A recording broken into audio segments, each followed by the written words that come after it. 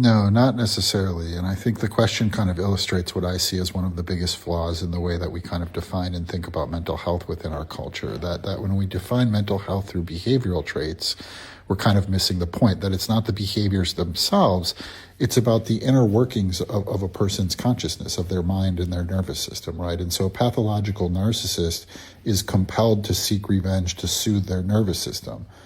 But they also interpret like any accurate description of their behavior as an attack, basically any disagreement as an attack.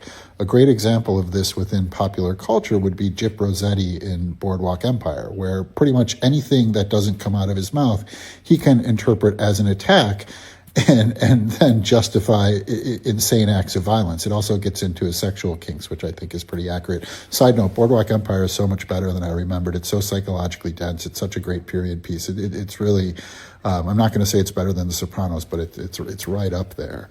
And so, we have to kind of pry our awareness of so-called mental health issues away from the DSM, like, behavioral trait model, because that document is designed to diagnose for insurance purposes, right? And they have a limited way of doing that. And so pretty much the only way they can do it is through behavioral traits. But I think it creates this understanding of psychological issues through the lens of observable behavior. But to me, anything dealing with our consciousness, anything dealing with our internal life isn't simply reflected in our behaviors.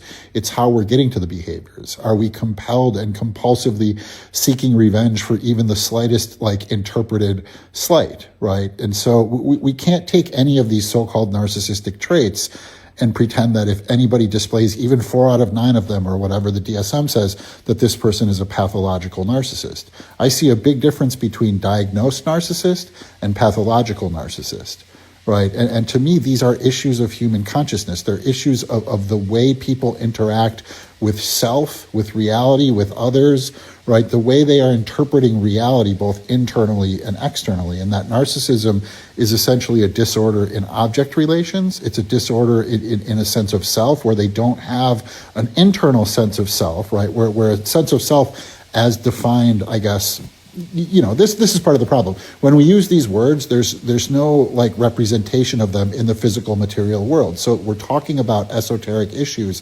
that aren't really fixed.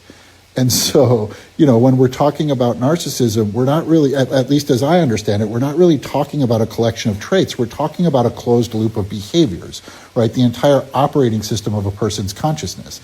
Consciousness is kind of defined to me as like awareness of self, awareness of the world, and how all of these things interact. The narcissist lives in an inverted reality, and they have an inverted sense of self, right? Where their sense of self is not the container that they hold internally for their feelings, for their autobiography, for responsibility. They have a empty self and a grandiose false self, but that false self is composed completely of how they're being perceived. Their self exists on the external, not the internal.